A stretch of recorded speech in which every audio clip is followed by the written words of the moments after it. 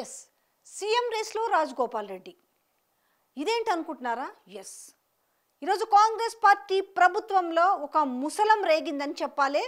అది కూడా రోజు రోజు జరుగుతున్న రాజకీయ పరిణామాలు. నేను కొత్తగా చెప్పేదేం లేదు, ప్రతిరోజు నిత్య కృత్యం అయిపోయినాయి. అంటే నా శాఖల్లో వేలు పెట్టద్దు, నీ శాఖల్లో నేను వేలు పెడతా, నా వాటా ఎంత, నీ వాటా ఎంత అన్నట్టుగా ఆల్రెడీ మనము జూపల్లి విషయంలో చూసినాం, మంత్రి జూపల్లి విషయంలో, అలాగే కొండా సురేఖ విషయంలో చూసినాం.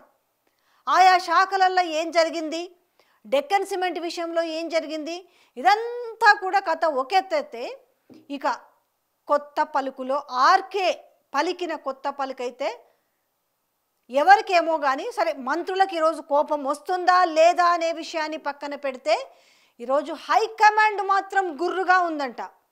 ఎందుకంటే ఇక్కడ వార్తలు అక్కడికి చేరకుండా ఉండవు. జనరల్గానే ఇక్కడి వార్తలు అక్కడికి ఎవరు చేరకవేయకపోయినా వాళ్ళకు సాంప్రదాయం ఉంది. ఇప్పుడు జనరల్గా గాంధీ భవన్లో పేపర్లు వస్తుంటాయి, అన్ని పేపర్లు వస్తాయి. ఆ పేపర్లలో ఇటు అక్కడ ఢిల్లీలో ఉన్న కాంగ్రెస్ పార్టీకి సంబంధించింది కావచ్చు, లేకపోతే రాష్ట్ర కాంగ్రెస్ పార్టీకి సంబంధించిన వార్తల్ని ఎప్పటికప్పుడు కట్ చేసి ఆ ఏవైతే వీడియో క్లిప్పింగ్స్ కూడా అన్ని జత చేసి అక్కడ ఫైల్ చేస్తూ ఉంటారు. ఇది జనరల్గా ఎప్పటి నుంచో ఉన్న వాళ్ళకి ఎక్సైజ్ సాంప్రదాయం అని కూడా మనం చెప్పలేం, కానీ ఎక్సైజ్ అది. అయితే ఈ విషయము ఇక ఆ రకంగా పోయింది, ఏకంగా మీనాక్షి నటరాజన్ కూడా చేరవేసిందట. ఇగో ఇది ఇంతకీ మరి ఆ వార్త రాపించిండ్రా, లేకపోతే స్వంత నిర్ణయం మీదనే, అంటే అక్కడ కాంగ్రెస్ పార్టీలో ప్రభుత్వంలో ఉన్న క్యాబినెట్ సమావేశంలో కూర్చొని రేవంత్ రెడ్డి తలంటిండా, లేకపోతే తలకు సాంబ్రాన్ని పొగవేసిండా, జలుబు రాకుండా తలల్ని బాగా తూడ్చిండా అనే విషయాన్ని ఆ క్యాబినెట్ సమావేశంలో ఆయనకి కుర్చీ వేసి కూర్చోబెట్టిరా షాడో, లేదంటే ఆ బల్లల కింద దాక్కొని ఉన్న విషయాల, అలా అయితేనే తెలవాలి జనరల్గా. లేదంటే ఈయనను సలహా అడిగితే నేను ఈ వార్త బ్లాస్ట్ చేస్తా, నిన్ను ఏ రకంగా ఎత్తాలో ఆ రకంగా ఎత్తుతాను, మిగతా వాళ్ళని కించపరుస్తాను అని రాసిన వ్యాఖ్యలుగా చూడొచ్చా? ఒక విధంగా ఈరోజు ఒక చిచ్చు మొదలైందని చెప్పాలి. కానీ వాళ్ళ మంత్రులు మాత్రం ఎవ్వరు కూడా సడి సప్పులు లేదు. కానీ కాంగ్రెస్ హైకమాండ్లో మాత్రం చర్చ జరుగుతుందట. ఏ విషయంలో? ముఖ్యంగా మూడు విషయాలు. ఇందులో ఒకటి వచ్చేసి రేవంత్ రెడ్డి ఏదన్నా సందర్భంగా, అంటే ఈయన ఫెయిల్ అయిన వ్యక్తిగా గనుక ఈయనని అధికారంలో నుంచి దింపితే కాంగ్రెస్ పార్టీ ప్రభుత్వం కూలిపోతుందనేది మెయిన్ అంశం. నిజంగా కాంగ్రెస్ పార్టీలో పొటెన్షియల్ క్యాలిబర్ ఉన్న పర్సన్స్ ఎవ్వరూ లేరా? పొటెన్షియల్, కెపాసిటీ, క్యాలిబర్, మొరాలిటీస్ ఇవేమీ లేవా? అసలు ఆ వ్యక్తులు ఇంకా మనకి భూతద్దం వేసినా కూడా దొరకరా? అలాగని వీళ్ళు కూడా అలాగే సద్దుమణిగి ఉంటున్నారా? ఇప్పుడు ఇదే చర్చ జరుగుతుంది తెలంగాణ రాష్ట్రంలో కూడా. అదేంటి, ఇప్పుడు కర్త క్రియ కర్మ అన్నీ నేనే అని చెప్పి ఈరోజు అలాంటి వార్తలు ఈరోజు తెరపైకి వచ్చిన అంశం. నా చేతుల మీదుగా కష్టపడి రాష్ట్రంలో అధికారాన్ని తీసుకొచ్చిన కాంగ్రెస్ పార్టీలోని, దాంతోపాటు ఇక్కడ బట్టి అండ్ మంత్రి ఉత్తమ్ని ఉద్దేశించు, మీకేం తక్కువ చేసినా నేను మీకు సమభాగంగా పీటలు వేసి కూర్చోబెట్టినా కదా అని ఆయన తలంటుతుంటే వీళ్ళందరూ అసలు అవాక్కయ్యారంట రేవంత్ రెడ్డి ఉగ్ర రూపం చూసి. మెయిన్ పాయింట్ మాట్లాడాల్సింది ఏంటి అంటే, ఇక్కడ హైకమాండ్ వీక్గా ఉంది, హైకమాండ్కు రేవంత్ రెడ్డి అవసరం కాబట్టి రేవంత్ రెడ్డిని ఎట్టి పరిస్థితిలో దింపాలని చూస్తే ప్రభుత్వం కుప్ప కూలిపోతుంది. ఒక కామెంట్ చేయండి, నిజంగానే కాంగ్రెస్ పార్టీలో నిజంగా సీఎం అవ్వదగ్గ వ్యక్తి ఉన్నారా లేరా? సో ఇంకొకటి, ఇప్పుడు రేస్లో రాజగోపాల్ రెడ్డి అనే పేరు, అరే మంత్రి పదవి అడుగుతుంటే మంత్రి పదవి ఇయ్యలేదు కదా, ఎట్లా రేస్లో ఉంటారనే క్వశ్చన్, డౌట్ ఖచ్చితంగా మీకు వస్తుంది కదా. ఎస్, దానికి సంబంధించిన కూడా చర్చ జరిగిందంటే ఏంటంటే, గతంలోకి ఒక్కసారి పోతే మనకు వైఎస్ఆర్ గారి పీరియడ్లో ఆయన ఆకస్మిక మరణం తర్వాత రోషయ్య గారిని తెరపైకి తీసుకొచ్చారు. ఆల్మోస్ట్ మరి ఆయన 9 నెలలు ఉన్నాడో ఏందో, బాబు నేను ఇది మోయలేను ఇంకా అని అంటే ఎవరు ఊహించలేదు అప్పుడు. అప్పట్లోనే ఆల్రెడీ జగన్మోహన్ రెడ్డి సంతకాలు సేకరించిండు, ఆయనే సీఎం కావాలనుకుంటున్నానంటే పేరును మంచి రేస్లోనే పెట్టిరప్పుడు. నిజంగా కూడా జగన్మోహన్ రెడ్డి ఖచ్చితంగా ఆయన కూడా అప్పట్లో అంబిషియస్ ఉందన్న విషయం కూడా నేను కొత్తగా చెప్పేదేం లేదు. కానీ వినూత్నంగా అప్పుడున్న సీనియర్ లీడర్లు ఎవ్వరు కూడా తెరపైకి తీసుకోలేదు. వినూత్నంగా తీసుకొచ్చిన వ్యక్తి కిరణ్ కుమార్ రెడ్డి. ఆయన కూడా క్యాబినెట్లో ఒక్కసారి కూడా మంత్రి పదవి చేయలేదు, ఆయన ముఖ్యమంత్రి అయ్యిండు. ప్రత్యేక తెలంగాణ రాష్ట్రం వచ్చే వరకు ఆయన ముఖ్యమంత్రిగా ఉన్నాడు. సో ఇప్పుడు అదే బాటలో ఇప్పుడు పార్టీ నడపడానికి, అంటే కేవలం ఈరోజు దేశంలో 3 రాష్ట్రాల్లో మాత్రమే అధికారంలో ఉన్న నేపథ్యంలో తెలంగాణ నుంచి ఆర్థికంగా ఎదురు చూస్తుంది ఈరోజు ఢిల్లీలో. మరంటప్పుడు గల్లీలో నుంచి వ్యయ ప్రయాసలు ఎదుర్కొని రేవంత్ తర్వాత నిలబడే వ్యక్తి ఉన్నారా అనే దాంట్లో అందరికీ క్వశ్చన్ మార్క్ ఉన్న నేపథ్యంలో, అంటే నేను ఉన్నాను అనేది ఆయన చెప్పకనే చెప్పిండు రాజగోపాల్ రెడ్డి.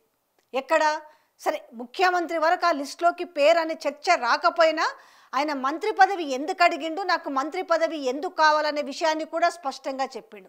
ఒక్కసారి కొంచెము ఆయన బ్యాక్గ్రౌండ్లో కూడా వెళ్దాం. కాంగ్రెస్ పార్టీ నుంచి ఇక కాంగ్రెస్ పార్టీ ఎదుర్కోలేదు రాష్ట్రంలో, ఖచ్చితంగా బీజేపీ అయితేనే ఎదుర్కోగలుగుతుంది ఈ రాష్ట్రంలో అధికారంలోకి రావాలంటే అని చెప్పి ఆయన రాజీనామా చేసి, ఏదో ఆషామాషి రాజీనామా కాదు, ఏకంగా స్పీకర్ ఫార్మేట్లో ఆయన రాజీనామా చేసి బీజేపీలో పోయి చేరిండు. గట్స్ ఉన్న పర్సన్ అని చెప్పాలి ఈ విషయంలో. దాని తర్వాత బై ఎలక్షన్ ఎదుర్కొన్నాడు. అధికారంలో ఉన్న బీఆర్ఎస్ పార్టీని ఎదుర్కొని కూడా వీరోచితంగా ఫైట్ చేసిండనే చెప్పాలి. ఆయన కూడా చెప్పుకున్నాడు నైతికంగా నాదే గెలుపు అని చెప్పి. ఆఫ్టర్ తర్వాత వెరీ ఇమ్మీడియట్లీ కదా ఎలక్షన్స్ వచ్చినాయి. దాని తర్వాత ఆయన మునుగోడులో విజయం సాధించిండు. అదొకటి కాదు, పార్లమెంట్ ఎలక్షన్స్లో కూడా వాళ్ళ ఇంట్లో వాళ్ళ సతీమణికి సీట్ ఇస్తా అని చెప్తే కూడా మా ఇంట్లో వాళ్ళకి ఏమొద్దు, మీరు బీసీలకు ఇచ్చినా నాకు నష్టం లేదు అని చెప్పేసి ఆయన చెప్పిండు.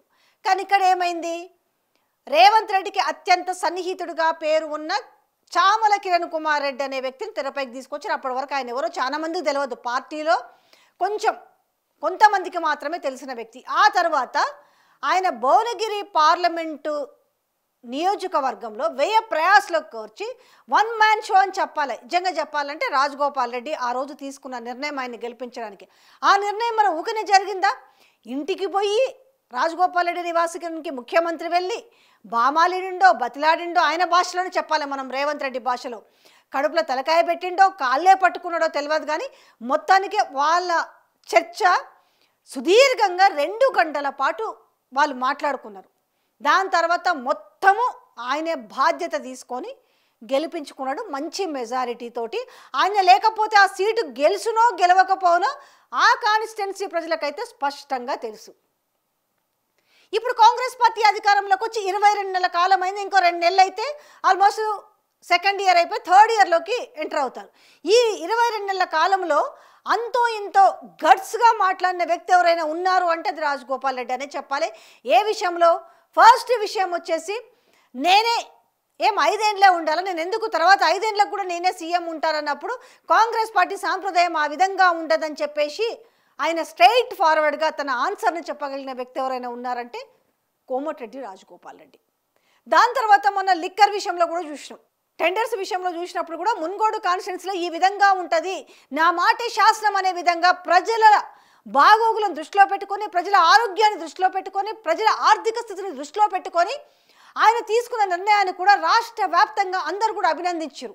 అసలు మిగతా కాన్స్టిట్యున్సీలో కూడా ఎమ్మెల్యేలు ఈ విధంగానే నిర్ణయం తీసుకుంటే బాగుంటుందనే విధంగా జనాలందరూ కూడా మాట్లాడుకున్నారు. ఎందుకంటే ఆ లిక్కర్ విషయంలో 4 గంటల నుంచి 8 గంటల వరకే లిక్కర్ షాపులు ఉండే విషయం కావచ్చు, తర్వాత ఈ బెల్ట్ షాపులు ఇంకా చిన్న చితకా ఏమైనా ఉన్నా కూడా అవి ఉండకూడదని చెప్పడం కావచ్చు, రెండోది వచ్చేసి ఈ మద్యం షాప్లో వాళ్ళందరూ కూడా సిండికేట్ అయ్యి రేట్లు పెంచకూడదు, అలాగే బెల్ట్ షాపులకు మందు అమ్మకూడదు అనే విషయం కావచ్చు, సో పర్మిట్ రూమ్స్ల విషయంలో కావచ్చు, చాలా ఖరాఖండిగా చెప్పేసింది. ఇప్పటి వరకు వివాదాల్లో అంటే ఏ ఆర్థిక వివాదాల్లో ఏ ఆర్థిక కుంభకోణాల్లో ఇరుక్కొని వ్యక్తుల్లో మంచి క్లీన్ చీట్ ఉన్న వ్యక్తి ఎవరనంటే రాజగోపాల్ రెడ్డి. ఆబ్వియస్లీగా చెప్తారు, ఆయన ఏదున్నా కూడా నిర్మోహమాటంగా చెప్తాడు. ఆయన ఏవి ఈ చిల్లర మల్లర పనులు చేసింది కూడా లేదు.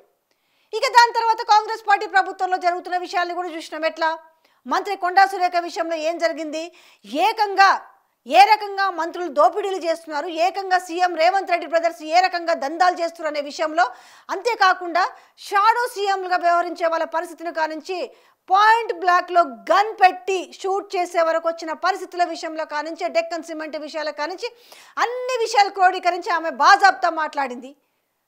దాని తర్వాత ఏమైందో సరే సంజాయిషి అయిపోయింది. దాని తర్వాత మళ్ళీ జూపల్లి విషయం బయటకు వచ్చింది. సో పార్టీలో ఏం జరుగుతుందో తెలుస్తుంది. కానీ ఇక్కడ జరిగింది మాత్రమేంది, పాలన చేతగాని అసమర్థ సీఎం అని అంటున్నారని చెప్పేసి మరి రాత రాపించిరా లేకపోతే ఆయనే ఈ కూతలు కూసిండా తెలియదు. కానీ మొత్తానికి ఒక చిచ్చు మొదలైంది. ఇందులో మరి ఘోరమైన విషయం ఏంటంటే ఇవాళ మంత్రుల మీద పెద్ద ఎలిగేషన్ వేసిండు. మరి ఈరోజు ఏ ఒక్క మంత్రి ఎందుకు నోరు మెదపటం లేదన్నది మాత్రం అర్థమైతలేదు. మరి అంత పెద్ద ఎలిగేషన్ వేసినప్పుడు వీళ్ళు మౌనంగా ఉన్నారంటే మౌనమే అంగీకారం అనుకోవాలన్నా ఈరోజు? కనీసం వేరే విషయాలు ఖండించకపోయినప్పటికీ మంత్రులు మహిళా అధికారులని వేలాపాల లేకుండా ఇంటికి పిలిపించుకుంటున్నారు అన్నా కూడా అసలు ఎందుకు రెస్పాండ్ అవ్వటం లేదని ఈరోజు రాష్ట్ర ప్రజలు కూడా మాట్లాడుకుంటున్నారు.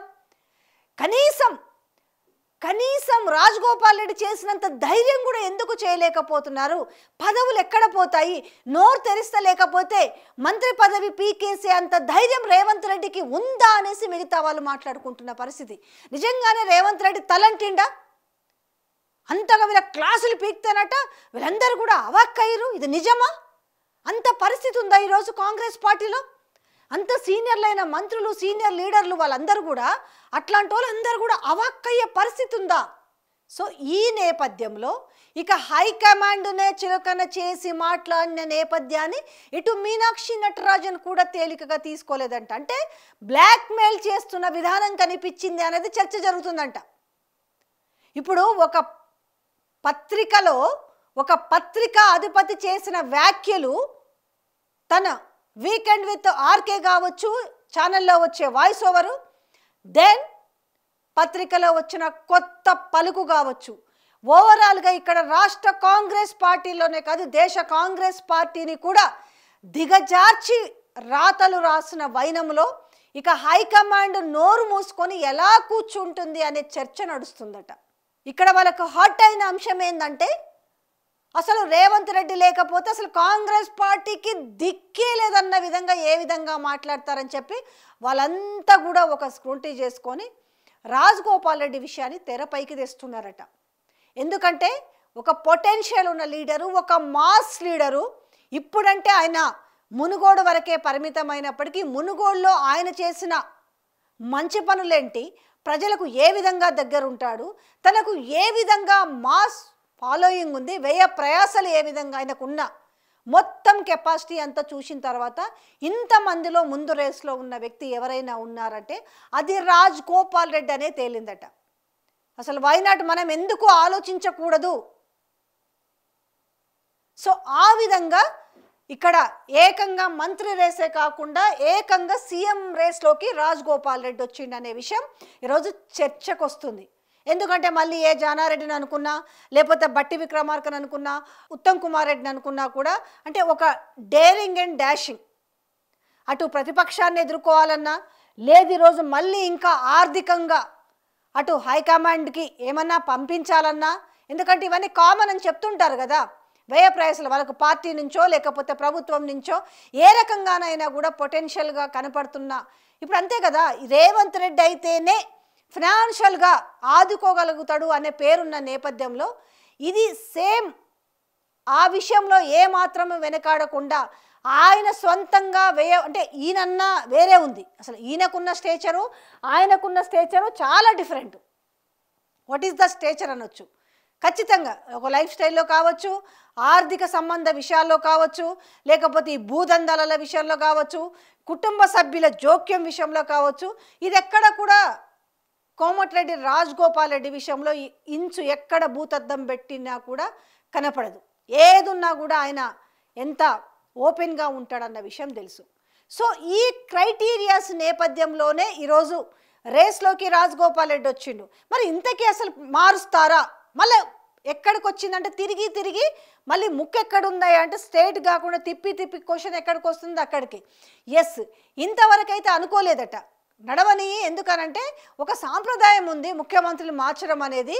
సో తెలంగాణ రాష్ట్రాన్ని అభివృద్ధి బాటలోకి తీసుకొస్తే ఎవరైతే ఏంది అనుకున్నారు, కానీ ఖర్గే మాటలే బయటకు వచ్చినాయి కదా. ఇక తెలంగాణ రాష్ట్రంలో అంటే రేవంత్ రెడ్డి ఉన్నంత వరకు అధికారంలోకి రావడం కల్లా అనే మాటలు. ఇక 42% బీసీ రిజర్వేషన్ల గురించి చెప్తూనే ఉన్నారు. కానీ ఈరోజు అసమర్థతను అంతా తీసుకొచ్చి ఇవాళ మంత్రుల కంటగడుతున్న వైనం చూస్తే రేపు పరిస్థితులు ఇంకా ఏ రకంగా తెలంగాణ రాష్ట్రంలో దిగజారే పరిస్థితి ఉందన్న నేపథ్యంలో ఇక డెసిషన్ తీసుకోక తప్పదు. బట్ తర్వాత 5 రాష్ట్రాల ఎన్నికల తర్వాత తీసుకుంటారంటే ఆల్మోస్ట్ ఏప్రిల్, ఇది 2025 కదా, 2026 6 నెలల 7 నెలల 8 నెలల మొత్తానికైతే ఒక నిర్ణయం తీసుకోవడానికి వాళ్ళు సంసిద్ధమైనరు ఖచ్చితంగా. ఎందుకంటే ఉన్న రాష్ట్రాన్ని కూడా పోగొట్టుకోకుండా ఉండాలంటే ఖచ్చితంగా మార్పు చేయాలి. ఈ బెదిరింపులకు ఈ బ్లాక్ మెయిల్లకు లొంగకుండా ఉండాలంటే మార్పు తప్పదు. ఈ మార్పులో ఖచ్చితంగా తెరపైకున్న పేర్లలో ఫస్ట్ పేరు వచ్చేసి రేస్లో రాజగోపాల్ రెడ్డి పేరు వినిపిస్తుండడానికి నేను చెప్పిన ఇవన్నీ కూడా చర్చలు, ఏ రకంగా చర్చలు జరుగుతున్నాయి, ఇంతవరకు ఏం జరిగింది, అసలు ఎందుకు అంటే ప్రతిదానికి ఇక్కడ కొండా సురేఖ విషయంలో పోనీ మంత్రుల విషయంలో ఏదైనా జరిగిందే ఆ మంత్రి వరకు ఆ శాఖ వరకే పరిమితం అయిందంటే ప్రతి లింకు అక్కడ రేవంత్ రెడ్డి దగ్గరికి వెళ్తుంది, ప్రతి లింకు రేవంత్ రెడ్డి బ్రదర్స్ దగ్గరికి వెళ్తుంది, ప్రతి లింకు ఆయన చుట్టూ ఉన్న షాడో. ఎక్కడ చెప్పండి, ఎక్కడ ప్రతిదీ బ్లేమే. ఇక్కడ చాలా గొప్పగా పెట్టినాము మిస్ వరల్డ్ పోటీలు అంటే అక్కడ మిల్లా మ్యాగీ ఏ రకంగా అయితే అవమానపడిపోయిందో ఫహీం ఖురేషీ విషయంపై బయటకు వచ్చిన తర్వాత కనీసం ఆరోపణల విషయంలో ఒక్కరు కూడా మాట్లాడింది లేదు. కొండా సురేఖ విషయంలో ఓఎస్డీ విషయంలో వచ్చిన తర్వాత కాంప్రమైజ్ అయిన తర్వాత అసలు ఆ ఓఎస్డీ ఎక్కడున్నాడు, అసలు ఆయన అరెస్ట్ ఏమైంది అనేది ఇంతవరకు బయటికి రాలే. తర్వాత జూపెల్లి విషయం, ఇలా ఇవన్నీ కూడా ఎక్కడికక్కడ కాంప్రమైజ్ చేసుకుంటున్నారు. ఈ నేపథ్యంలో ఇంకా దీన్ని ఇలాగే చూసుకుంటూ పోతే ఇంకా డ్యామేజ్ అయ్యే అవకాశం ఉంది. కాబట్టి డ్యామేజ్ కంట్రోల్ చేయాలంటే ఖచ్చితంగా మాకు సీఎం రేస్లో ఉన్నారు, పొటెన్షియల్ వ్యక్తి ఉన్నారు, దేన్నైనా ఎదుర్కోగల ఒక మాస్ లీడర్, అందరినీ కలుపుకుపోగలడు, ఖచ్చితంగా సరి అయిన పరిపాలన చేయగలడు అనే చర్చలో భాగంగానే ఈరోజు మునుగోడు ఎమ్మెల్యే రాజగోపాల్ రెడ్డి పేరు బయటకు వచ్చిందనే చర్చ తీవ్రంగా జరుగుతుంది.